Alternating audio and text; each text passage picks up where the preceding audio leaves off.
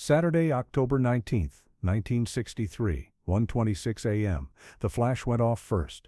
Hard, white, blinding.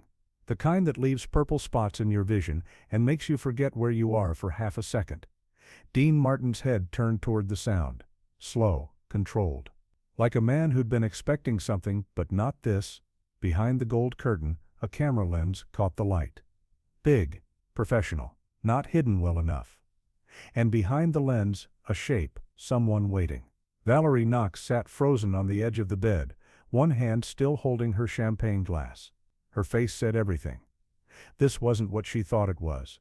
And Dean knew, before anyone said a word, that Suite 804 at the Crestview Hotel wasn't a party. It was a stage.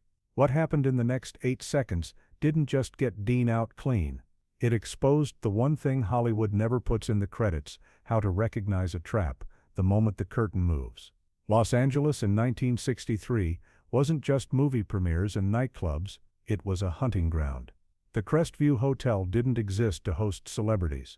It existed to collect them. The kind of place where private suites had too many doors and curtains that didn't quite close all the way. Where photographers knew which hallways to watch and which rooms to wire. By October 1963, Dean Martin was one of the biggest stars in America. The Rat Pack, the movies, the albums, the TV specials. Everywhere you looked, there he was. Tux, drink, smile that made it all look easy. But fame like that came with a price. People wanted pieces. Managers, lawyers, columnists, men in expensive suits who shook your hand and then sold the story of that handshake to the highest bidder. And in 1963, the game was simple: get the photo, write the headline, make the star cooperate, or make them regret it. Lyle Hartman had been calling Dean's people for 2 weeks. Just a quiet get-together, he'd said on the phone. After the show, no press, no cameras, just friends, safe people. Lyle owned a promotion company, parties, events, access. He was the guy who knew everyone and made introductions that turned into deals. Always smiling, always helpful, always too friendly. Dean should have said no, but he was tired. The show at the Sands had run long. The crowd had been good but loud, and sometimes when you're tired, you say yes to things that sound harmless just to avoid the argument. So at 1:15 a.m., Dean and Frankie Keys Romano walked through the lobby of the Crestview Hotel. Frankie had been Dean's driver for 4 years. But he was more than that. Fixer, shield. The guy who read rooms before Dean walked into them. Ex-Marine, quiet, never panicked. The kind of man who could tell when a private party was about to turn into something else. Frankie didn't like the Crestview. He'd told Dean that in the car, said the vibe felt staged. Said they should skip it, head back to the house, get some sleep. But Lyle had been persistent. Just one drink, 10 minutes. That's it. So they went. The lobby was empty. Too empty for a Saturday night. The desk clerk looked up when they walked in, then looked away too fast. Like he'd been told not to stare. Lyle met them at the elevator. Big smile. Expensive suit. Cologne that arrived before he did. Dean, man, thanks for coming. You're gonna love this. Real low-key. Just upstairs. Frankie stayed 2 steps behind as Lyle led them to the 8th floor. The hallway was quiet. Thick carpet. Soft lighting. Gold wallpaper that looked expensive but felt cheap. Lyle stopped at Suite 804. Knocked twice. Waited. The door opened from the inside. Howard Crane stood there. 50s. Gray suit. Thin smile. He worked for one of the big gossip magazines. Not a writer, an executive. The kind who decided which stories ran and which ones got buried for a price. Dean, Howard said. His voice was calm. Professional, like they were meeting for lunch. Good to see you. Come in. Dean stepped inside. The suite was smaller than he expected. One main room, with a bed against the far wall. A sitting area near the window. Soft lamps. Heavy curtains drawn tight. Champagne on ice. Everything arranged too perfectly. And sitting near the window, looking nervous, was Valerie Knox. Early 20s. Blonde. Elegant black dress. She'd been in a few pictures. Small roles. The kind Hollywood chewed up and forgot about. She smiled when Dean walked in, but it didn't reach her eyes. Hi, she said quietly. Frankie stayed near the door, arms loose, eyes scanning. Lyle gestured to the sitting area. Make yourself comfortable. We got champagne, we got quiet, we got class. Just relax. Dean sat on the arm of the chair near the window, didn't take his jacket off, didn't touch the champagne. Howard stayed standing. Dean, I wanted to talk to you about something. An opportunity. The kind that benefits everyone. I'm listening, Dean said. Howard smiled. The magazine business is changing. People want access. They want to feel like they know the real you, not the movie star. The man. Dean said nothing. We're working on a feature, Howard continued. Behind the scenes. Candid. Real. And we think you'd be perfect for it. I got a publicist for that, Dean said. This is different, Howard said. This is unfiltered. That's when Dean felt it. The shift. Valerie's hand tightened on her glass. Frankie's weight moved slightly toward the door. Lyle's smile got wider. And behind the gold curtain near the bed, something moved. Dean's eyes flicked toward it. Just for a second. And that's when the flash went off. Hard. White. Blinding. The camera lens appeared through the gap in the curtain. Big. Professional. Pointed right at them. Ricky Slate stepped out from behind the fabric. Early 30s. Cheap suit. Camera hanging from a strap around his neck. He looked clinical. Cold. Like this was just another job. He raised the camera again. Another flash. Valerie gasped. Set her glass down too hard. It tipped. Champagne spilled across the table. Dean didn't move. Howard reached into his jacket, pulled out a thin folder, set it on the bedside table. Dean, let me be direct, Howard said. His voice stayed calm. Friendly. We've got photos now. You, Valerie. A hotel suite at 1:26 in the morning. The magazine doesn't need much more than that to write a story. Dean looked at the folder, then at Valerie, then at the camera. What's in the folder? He asked quietly. Two things, Howard said. A release. And a headline. The release says you cooperate with the feature. You give us access. Interviews. Photos. The headline is what we run if you don't. He opened the folder. Slid a mock-up across the table. The headline read, Dean Martin's Secret Night. Crestview Suite photos reveal all. Beneath it placeholder text. Suggestions. Implications. Nothing explicit. Just enough to let people imagine. We don't want to run that headline, Howard said. But we will if we have to. Or you can sign the release. Give us the real story. Control the narrative. Everybody wins.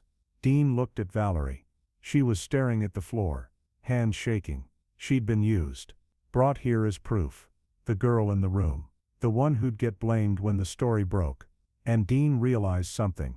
This wasn't about him. Not really. It was about control. About getting him locked into an agreement he couldn't walk away from. About leverage. About making sure that every time Dean did something in this town, someone had proof they could use against him. Frankie's hand moved slightly toward his jacket. Howard saw it.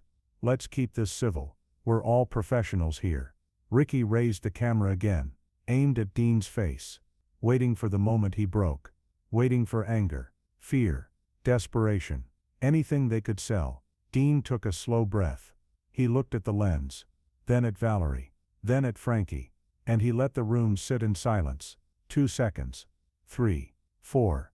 The flash had left purple spots in his vision. The curtain rustled slightly. Nobody was breathing normal. Howard was waiting. Lyle was smiling. Ricky had his finger on the shutter. Dean spoke. His voice was quiet.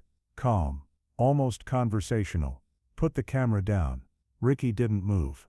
Put it down. Dean repeated. Howard stepped forward. Dean, don't take this personal. This is how the game works. We can make this disappear. All you have to do is cooperate. I'm not signing that, Dean said.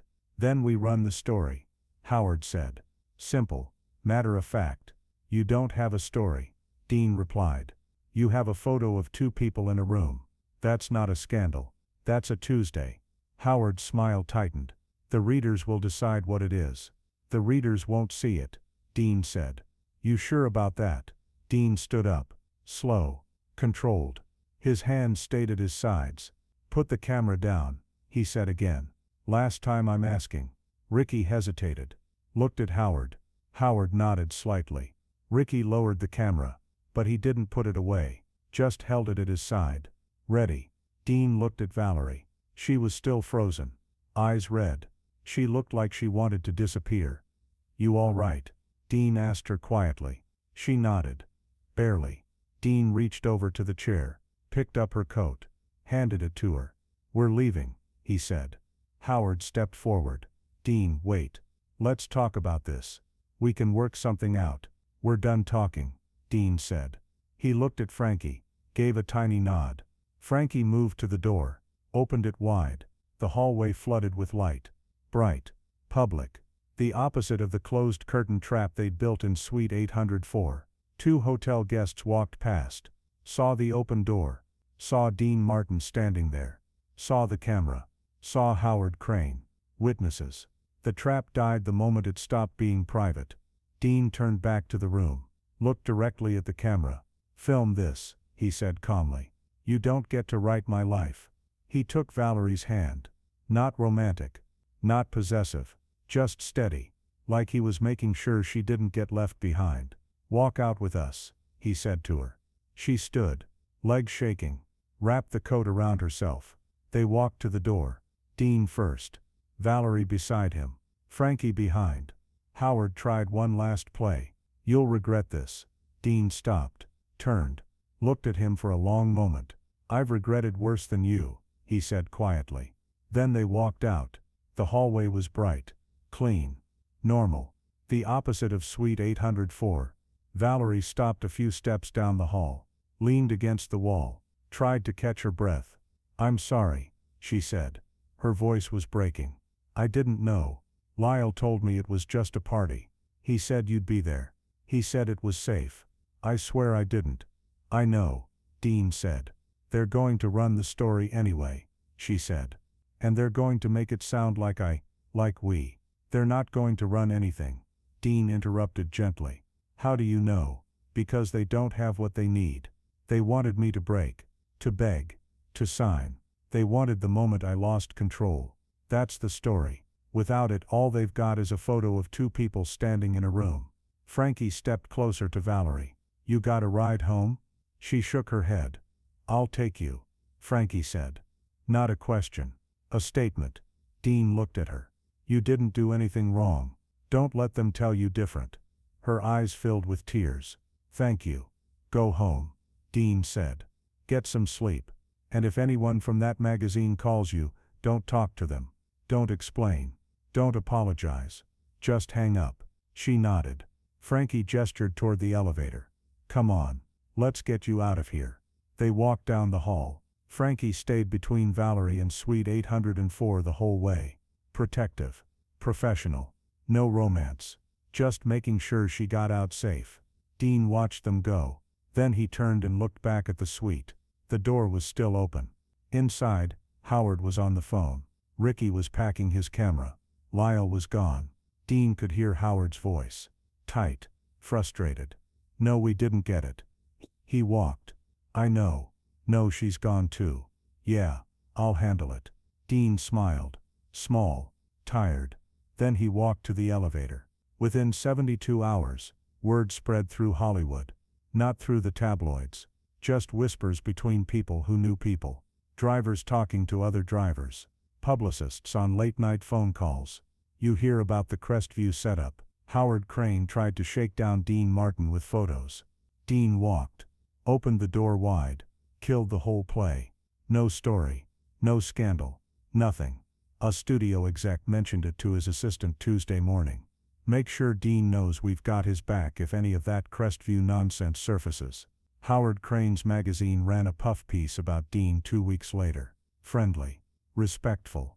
No mention of Suite 804. No photos. No scandal. Word was Howard got a call from someone higher up. Someone who explained that ambushing Rat Pack guys wasn't good business. Not when those guys had friends everywhere. Ricky Slate kept working. Kept shooting. But his reputation took a hit. Other photographers heard he'd been part of a setup that failed. That made him look sloppy. Desperate. Within a year he was shooting low-level celebrity events. Birthday parties. Ribbon cuttings. The kind of work nobody wanted. Lyle Hartman tried calling Dean's people 3 more times. Never got a call back. Eventually moved to Vegas. Smaller operations. Quieter deals. Faded into the background. Valerie Knox got a call from a casting director the next week. Small role. Nothing major. But steady work. Better parts. Someone had put in a word. She never knew who. But she had her suspicions. Dean Martin kept making movies.